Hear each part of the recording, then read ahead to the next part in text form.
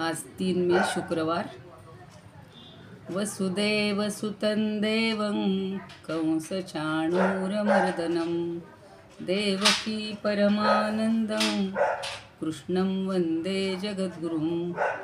गुरुर्ब्रह्मा गुरुर्विष्णू गुरुर्देवो महेश्वरः गुरुः साक्षात् परब्रह्म तस्मै श्रीगुरवे नमः.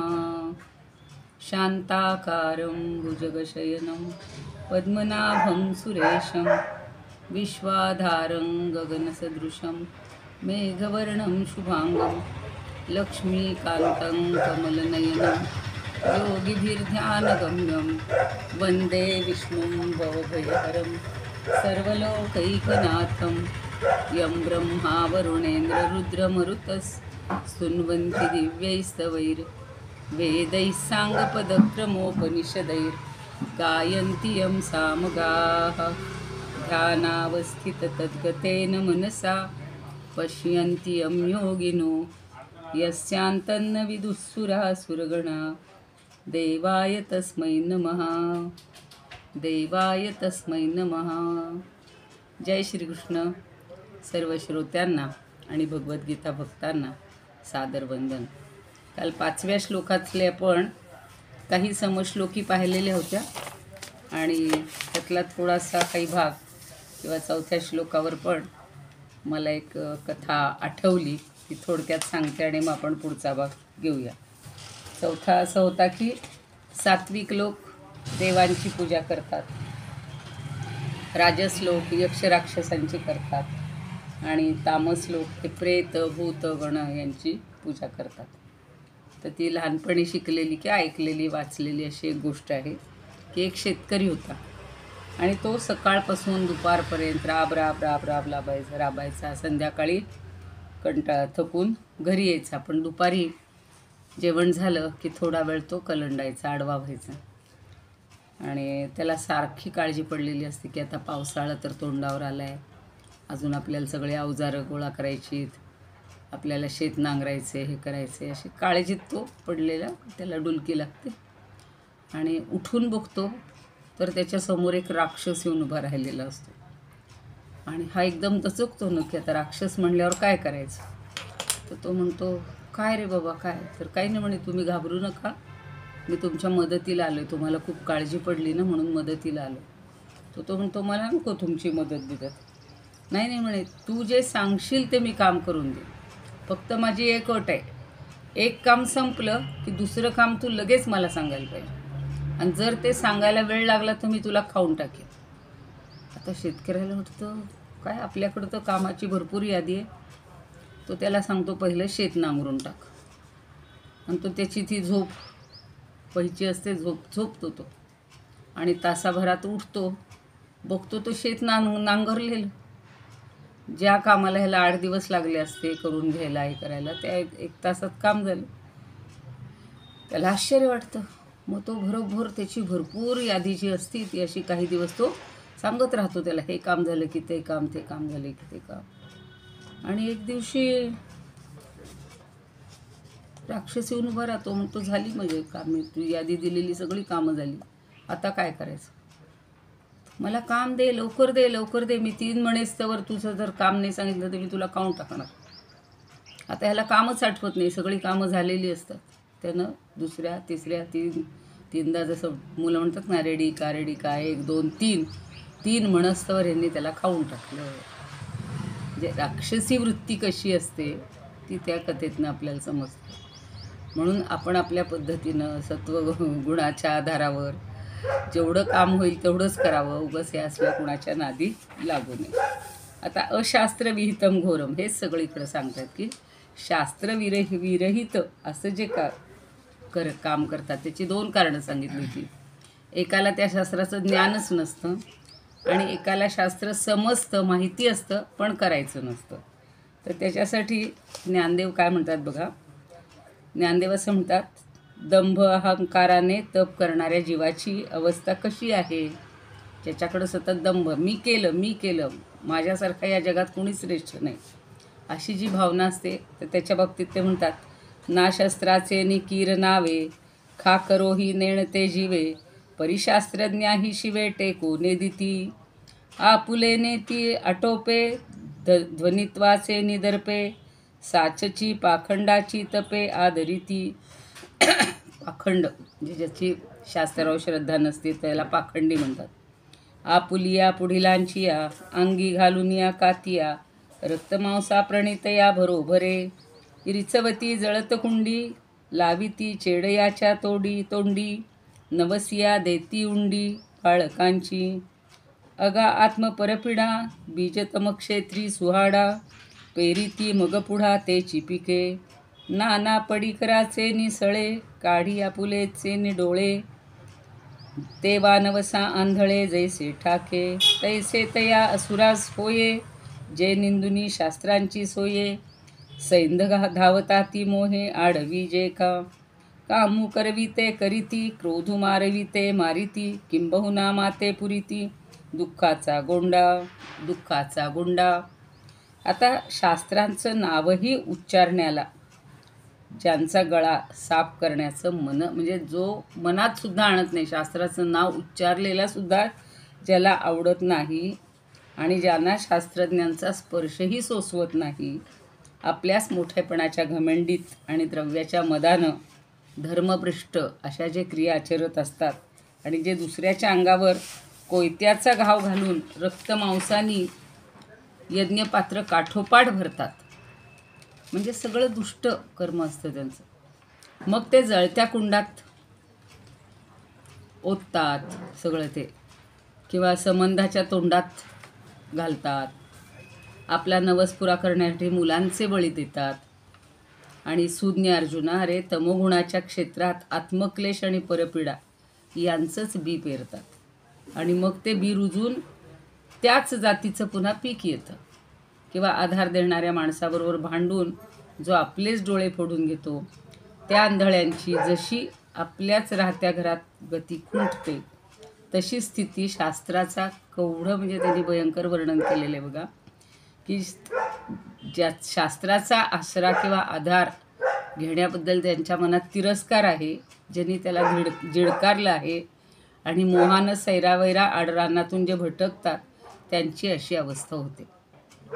हेच सगळं वर्णन इथं आत्ता छान केलेलं आहे ज्ञानदेवांनी, की हे दुष्टबुद्धीचे लोक कसे काय काय करत म्हणजे किती तीव्र गोष्टी ते करतात, की जळत्या कुंडात सुद्धा ते रक्तमांस ओततील. हेच सगळं केलं आहे बघा. रामायणामध्ये सुद्धा विश्वामित्र जेव्हा दशरथाकडे आले होते आणि ते सांगत असतात की मी एक यज्ञ करायचा ठरवलेला आहे, पण तो यज्ञ काही केल्या पारच पडत नाही. का तर ते दुष्ट राक्षस येतात, यज्ञवेदीवर रक्त मांस असे हाडं सगळेचे हे टाकतात आणि सारखे माझ्या त्या यज्ञामध्ये बाधाच आणतात. तो यज्ञ माझा पूर्णतेला जातच नाही. तर मग दशरथ म्हणतो त्याला मग मी काय करू? तर ते म्हणतात की नाही म्हणे, मला तू राम आणि राम मला मदतीला दे. तर ते म्हणतात की तुमच्या अंगामध्ये तर एवढी शक्ती असते, मंत्रशक्ती, एखादा तुम्ही मंत्र म्हणलात तरीसुद्धा त्या राक्षसांना तुम्ही मारू शकता ना, म्हणजे मंत्राची ताकद एवढी असते असं त्याला वाटतं. पण तो सांगतो म्हणजे विश्वामित्र सांगतात की ते बरोबर आहे, आमच्या मंत्राच्या साह्याने ते मरण पावतील, पण मी यज्ञाची दीक्षा घेताना ठरवलेलं आहे की कुणावरही रागवायचं नाही, शांत सगळं सहन करायचं आणि कुणाला आपण हे द्यायचे नाही, म्हणजे असं कुणाला ठार मारणं वगैरे तर हे त्या कोशात बसतच नाही आणि म्हणून मला हे करता येत नाही. तसं हे तामस अर्थात तिथं त्या राक्षसांना ठार करायचं होतं आणि म्हणून त्यांना रामाची मदत पाहिजे होती. तर कुणाला ठार मारायचं नाही असं नाही, दुष्टांचा संहार तर केलाच पाहिजे. पण इथं जे सांगितलेलं आहे की असे सगळ्यांचा प्राण्यांचा बळी दिला जातो, अमकं केला जातो, तर हे जे सगळे प्रकार त्या काळात जास्त होत होते, आता तर त्याहूनही होतात. आपण कुठलं ते वरचं एक ठिकाण देवीचं, इतक्या त्या म्हणजे मेंढ्यांच्या अक्षरशः कळपच्या कळप आणले जातात आणि त्यांचा संहार केला जातो. तर मग परवा मी सांगितलं होतं की त्या हिच्या वेळेला सुद्धा शबरीच्या साठीसुद्धा वडिलांनी अशाच कितीतरी मेंढे आणले होते. कशासाठी? तर तिचं लग्नात सगळ्यांना मारून जेवण द्यायला आणि बळी द्यायला, म्हणून बिचारी तिथून पळूनच सुटते. तर असं हे सगळं तमोगुणाचे किंवा अहंकारी लोक, दंभ ज्यांच्या ठिकाणी आहे, ते वागत असतात आणि स्वतःवरही दुःख ओढून घेतात आणि दुसऱ्यालाही दुःखाच्या खाईत लोटतात.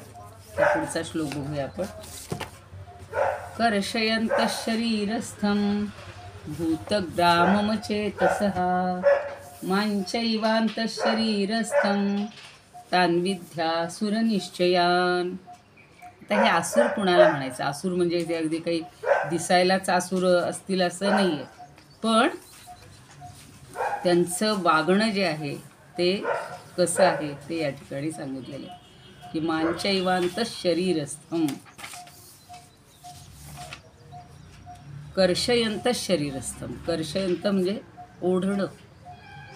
कुणाला? शरीरस्थं, शरीरात असणाऱ्या. कुणाला? भूतग्रामम. इथे भूतग्रामम म्हणजे सगळ्या पंचमहाभूताच्या समुदायाला. नाही तर आपल्याला भूत म्हणजे काय वाटतं? भूतप्रेत हा एक शब्द आहे ना, त्यामुळे आपल्याला इथं भूत असं वाटेल. तर भूत म्हणजे पंचमहाभूतांच्या समुदायाला. कुठं आहे तो पंचमहाभूतांचा समुदाय? तर आपल्या अंतरंगात आहे, अंतःकरणात स्थित आहे. आणि अंतःकरणात मी पण कोण आहे? मामेव, मला पण, मला परमात्म्याला. कर्षयंत म्हणजे कृश करणारे असतात. कृश करणारे म्हणजे काय? की शास्त्र विरुद्ध जे उपवास वगैरे करतात, घोर तप करतात, शरीराला फार सुकवतात किंवा भगवंताचा अंश असणाऱ्या जीवात्म्याला सुद्धा क्लेश देतात. आपल्याला वाटतं की आपण उपवास करतोय किंवा आपण काही तप करतोय, पण त्याचा क्लेश त्या जीवात्म्याला पण होत असतो ना. म्हणून भूतसमुदायाला किंवा अंतर्यामी परमात्म्याला कर्षयंत म्हणजे कृश करणारे असे जे तप करतात ते कसे आहेत त्याबद्दल सांगतात. आणि शिवाय ते काय करत असतात? काम राग बलान्विता. हे तर सगळीकडे तान विधी आसुर निश्चया. मी चुकून वरचेच बघायला गेले. तान म्हणजे त्यांना, असे जे तप करतात त्यांना काय समज? आसुर. त्यांना आसुर समज, आसुर स्वभावाचे आहेत असं समज. निश्चयान म्हणजे खात्रीनं. ते खात्रीनं आसुर स्वभावाचे आहेत. इति विधी किंवा असं जाण. इथला संधी समजून घ्या. माम च एव अंतःशरीरस्थम. माम म्हणजे मला, च म्हणजे आणि, एव म्हणजे जोर देण्यासाठी, अंतःशरीरस्थम माझ्या आपल्या अंतःकरणात असणाऱ्या. मामेव आणि पुढं तान. तान म्हणजे त्यांना. विधी म्हणजे जाण. आसुर निश्चयान त्यांना तू आसुर आहेत म्हणजेच आसुर स्वभावाचे आहेत असं समज. म्हणजे शरीररूपानं स्थित असणारी सगळी पंचमहाभूत आणि अंतरंगात अंतःकरणात असणारा मी, या दोघांनाही तो काय करतात? ते काय करतात? तर कर्षयंत. शरीर त्याचं किंवा कृश करणारे असतात, दुर्बल करणारे असतात. आणि म्हणून हे अज्ञानी पुरुष आसुर स्वभावाचे आहेत असं समज. बघा 16व्या आणि 17व्या अध्यायात बरोबर ती लिंक घेतलेली आहे, ते जोडलेलंच आहे. तिथं दैवासूर सांगून टाकलं आणि विषय मोकळा झाला असं नाही. तर तोच धागा पुढे घेऊन अजून काही हे आपल्याला भगवंत सांगतात की जे शरीराच्या रूपात असलेल्या भूतसमुदायाला आणि अंतःकरणात राहणाऱ्या मलासुद्धा अत्यंत कृश करणारे असतात. आणि असे अज्ञानी लोक आसुरी स्वभावाचे असतात. दिसायला ते आपल्यासारखेच असतात हो, काही त्यांच्यात फरक असतो का? नाही. पण स्वतःला क्लेश करत असताना आपल्या अंतरात्म्यालाही क्लेश होत आहेत, आपल्या पंचमहाभूतांनाही क्लेश होत आहेत, ते कृश होत आहेत, हे त्यांच्या लक्षात येत नाही. आणि म्हणून त्यांना आसुरी स्वभावाचं म्हटलेलं आहे. आता आपण ह्याचे बघूत, आपण समजलो की बघू. देहधातूंस शोषूनी मज आत्म्यास पीडिती, विवेकहीन जे त्यांची निष्ठा ती जाण आसुरी. आता 7 धातू शरीरात कुठले असतात बघा? देहधातू म्हणलेत ना, रस, रक्त, मांस, अस्थि, मज्जा, शुक्र, हे 7 धातू आहेत. आणि पुन्हा एक ओज हा हे असतो त्याच्यात 7वा पुन्हा मानलेला आहे. तर ह्या सगळ्याचं शोषण केलं जातं. आता हल्ली एक यंत्र निघालेलं आहे, तुम्हाला माहिती असेल, खूप जण हे करतात.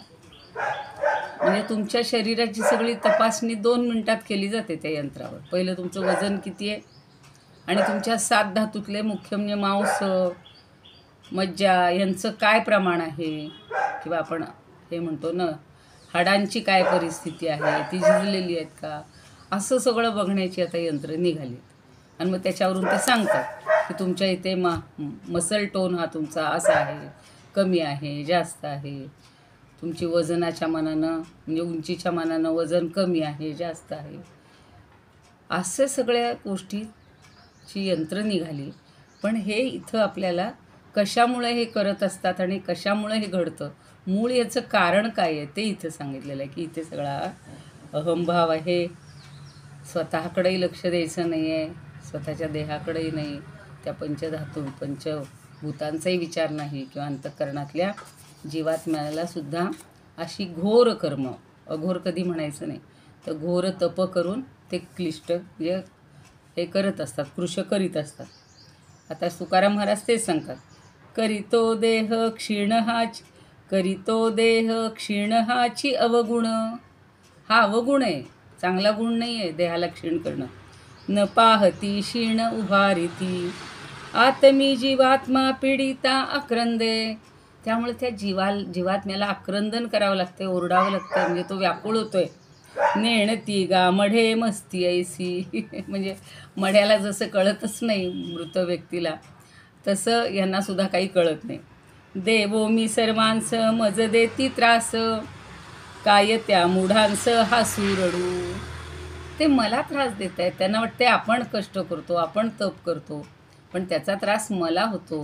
मग ह्यांना काय म्हणू मी, या मूढांना हसू की रडू. तुकारामांनी खूप छान दिले त्याच्यावर. असुरे हे चिन्ह निश्चय सांगून, सांगे आन अन्य तुक यासी. तेव्हा त्यांचं हे सगळं चिन्ह आहे, हे निश्चयाने मी सांगतोय, हे तुम्ही लक्षात घ्या. आणि त्याची मी तुम्हाला अगदी शपथ घेऊन सांगतो, सांगे आन अन्य तुक यासी. म्हणजे दुसरं काही हे करायची गरज नाही, शपथ घेऊन. म्हणजे आपण म्हणतो ना एखादी गोष्ट खात्रीनं सांगायची असली की लोक म्हणतात मी शपथ घेऊन सांगतो, तसं तुका महाराज म्हणतात. करीती क्षीण देहा ते जीवात्मा आत्मीतया. वामन पंडित, मजही पीडिती मूढ त्यांचे आसुर निश्चय. म्हणजे जे मला पीडतायत ते आसुरच आहेत, एवढं लक्षात ठेव. आठल्य म्हणतात, क्षीण करीती भूतात्मक देहा अंतस्थ जो वसे प्राण. क्षीण करीती भूतात्मक देहा अंतस्थ जो वसे प्राण.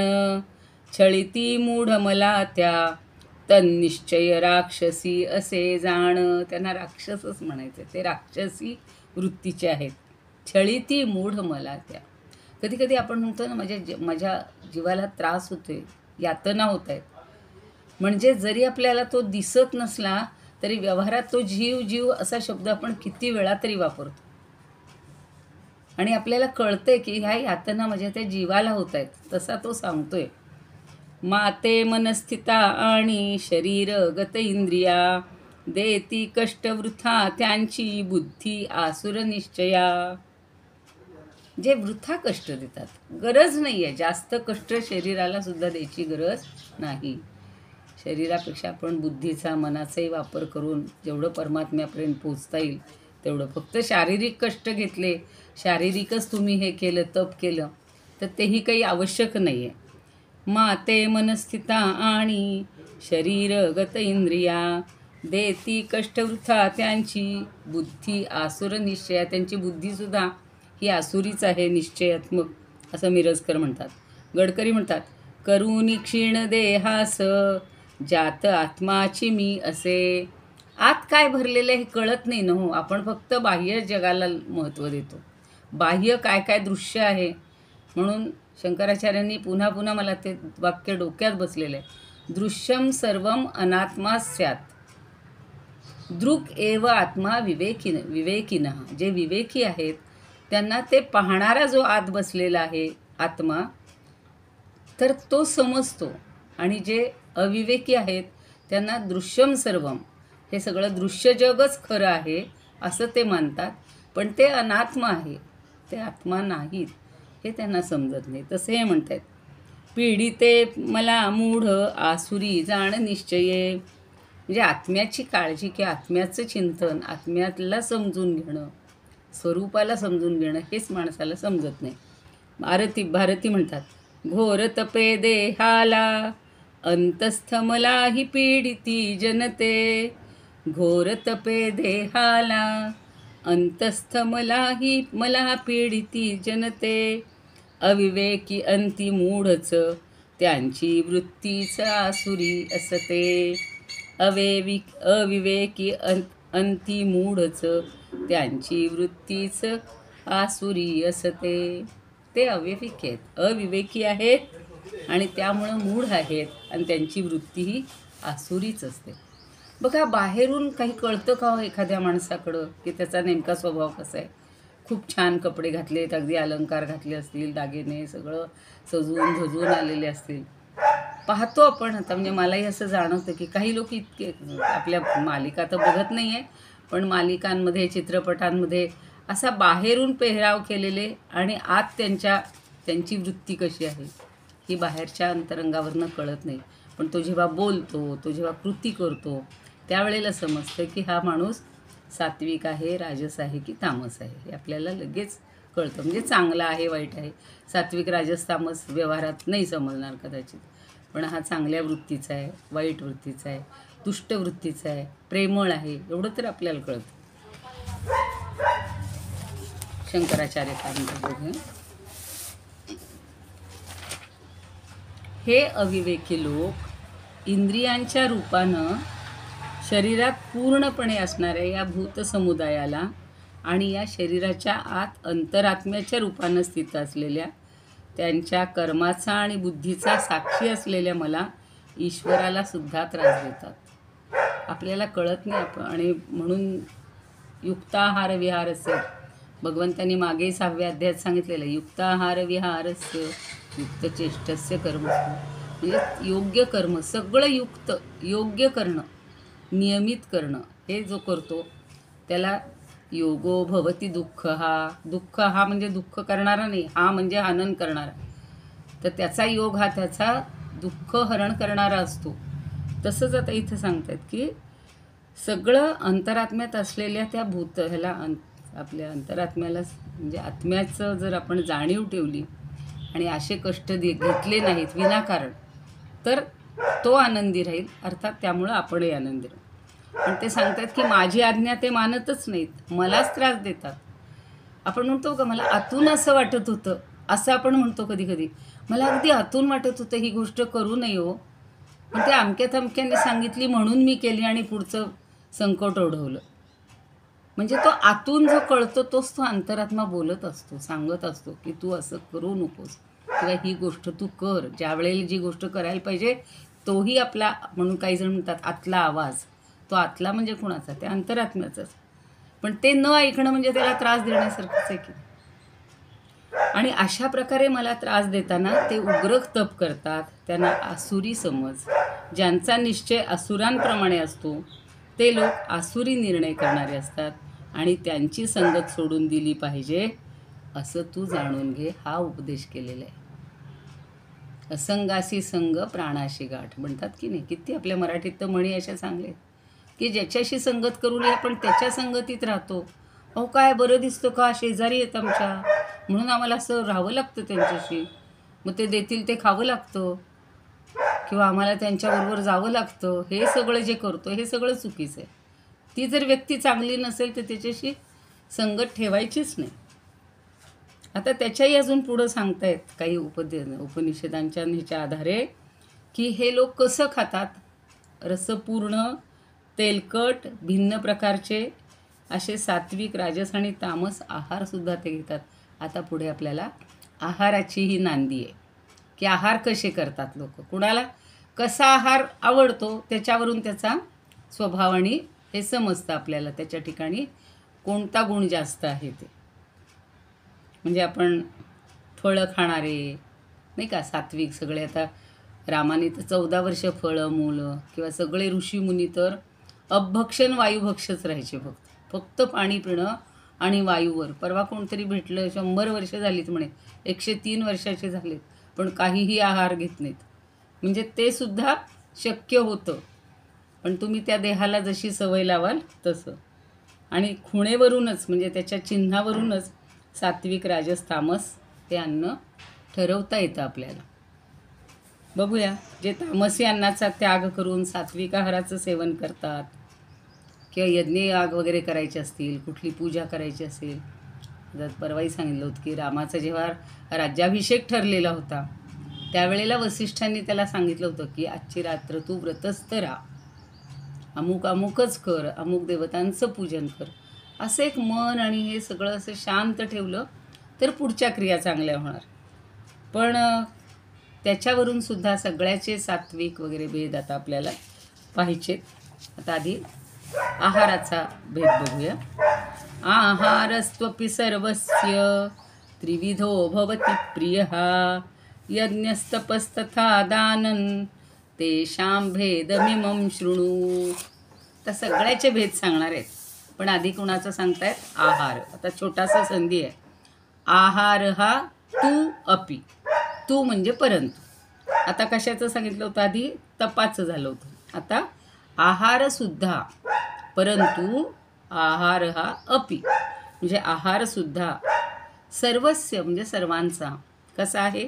त्रिविधा भवति प्रिय, त्यांना प्रिय असतो. त्रिविध 3 प्रकारचा आहार असतो. आपल्याला सुद्धा नकळत एखाद वेळेला तामस आहार खाण्याची इच्छा झाली म्हणजे तो त्या दिवशीचा आहार आपला तामस आहार, किंवा इच्छा पण न होऊ देत आपण कुणाबरोबर तरी गेलो आणि बाहेरचं जर अन्न खाल्लं ते तामस अन्न, तर आपल्या स्वभावात त्या दिवशी बदल घडतो. काहीतरी आपल्या रोजच्या दैनंदिन ह्याच्यापेक्षा आपण वेगळं वागायला लागतो. हा तर अनुभव मी स्वतः घेतलेला आहे किती वेळा. मग तेच सांगतात की त्रिविधा भवती, आणि तो प्रिय असतो. ज्या ज्या व्यक्तीला जसा आहार आवडतो तोच त्याला प्रिय असतो. आणि पुढं आता पुढचे जे प्रकार सांगायचे ते पुढच्या ओळीत सांगितलेत. यज्ञ तपहा तथा दानम, म्हणजे 3चे फरक सांगणार आहेत. यज्ञ, तप आणि दान. ते काय? तेषां भेदम इमं शृणु. इमं म्हणजे हा, भेदम म्हणजे भेद, शृणु म्हणजे ऐक, तेषां म्हणजे त्यांचा. म्हणजे यज्ञ तप तसेच, आता संधी आहे तिथे, यज्ञ तप तथा दानम म्हणजे यज्ञ तप आणि तसेच दान, या तिघांचे भेद आता तू ऐक. अर्जुन बसलाच आहे ऐकायला. युद्धाची परिस्थिती आहे. आपल्याला घरात आपण म्हणतो रात्रंदिन आम्हा युद्धाचा प्रसंग. आपल्या घरात जर एखादं मोठं कार्य असेल आणि तेव्हा जर कोणी आलं की थांब बाबा मी तुला आता जर ज्ञान देतो, उपदेश करतो, तर आपण ऐकणार नाही. आपण म्हणू आता आमची घटका भरत आलेली तिकडे लग्न आहे, आता कुठे तुमचं काय तत्त्वज्ञान ऐकू. पण ह्या लग्नाच्या धामधुमीत आपण काही करू शकत नाही, पण युद्धाच्या धामधुमीत मात्र अर्जुनाला एवढं सांगितलं आहे म्हणजे खरंच त्या भगवंताची पण कमाल आहे आणि त्या ऐकणाऱ्याची त्याहून कमाल आहे. पण एवढ्या कमी वेळात त्यांना सांगायला तर काय अर्धा तास पाऊण तासच लागला असेल. आपल्याला 3 तास लागतात, 2.5 तास लागतात, 2 तास लागतात. तर आहार 3 प्रकारचा पाहायचा आहे. आधी या श्लोकाची समज श्लोकी बघूया.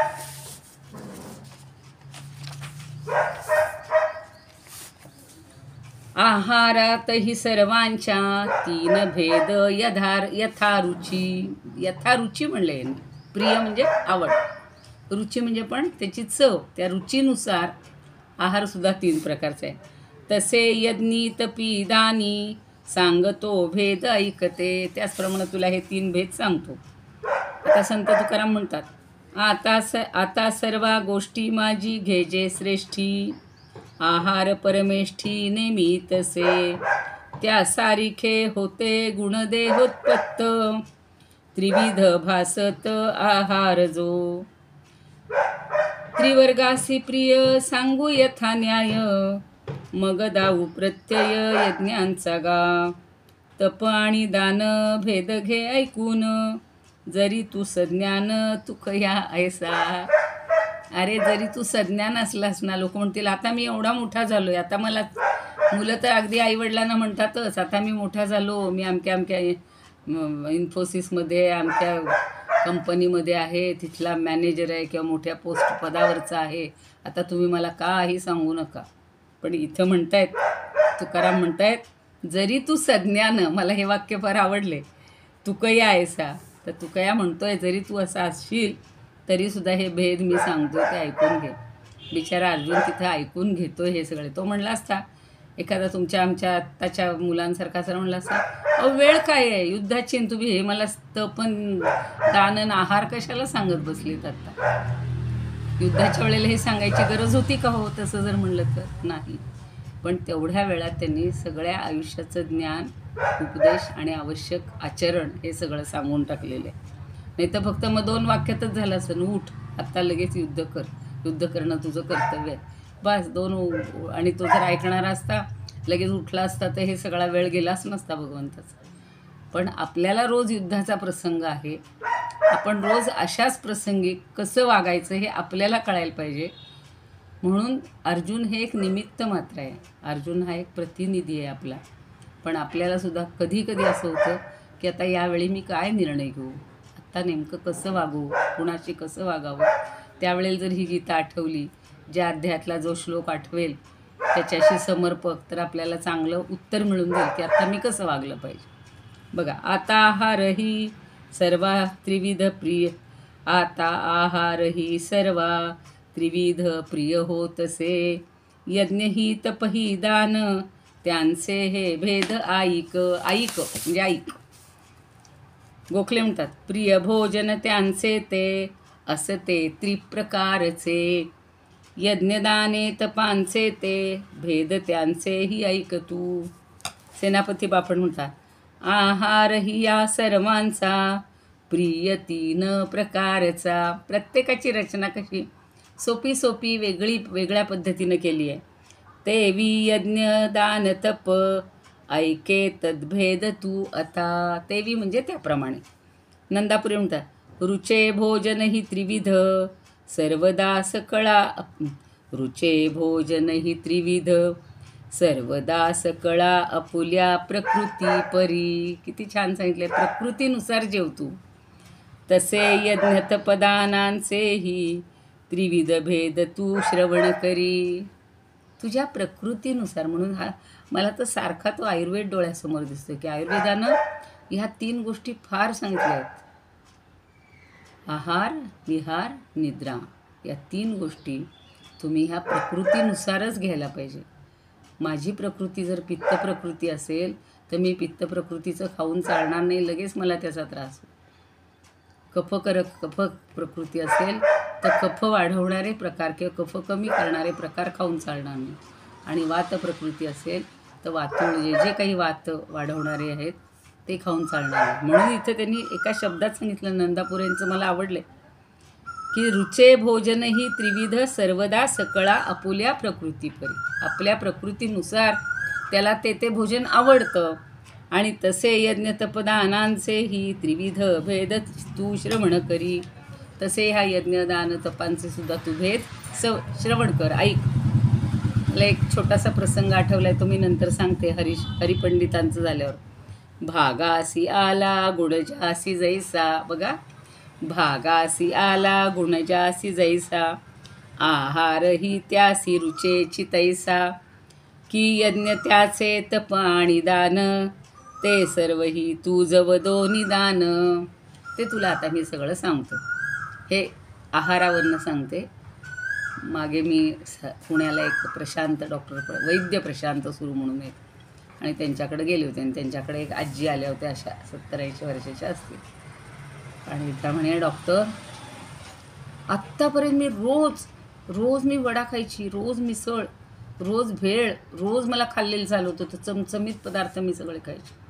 आणि आता खाल्लं ना की माझ्या छातीत जळजळ होते, मला सहनच होत नाही. तर मी आता काय करू? डॉक्टर म्हणले, त्या गोष्टी खाऊ नका. पण ते खाल्ल्याशिवाय होतच नाही. मग आता काय करू? नाही म्हणा, आत्तापर्यंत त्रास होत नव्हता.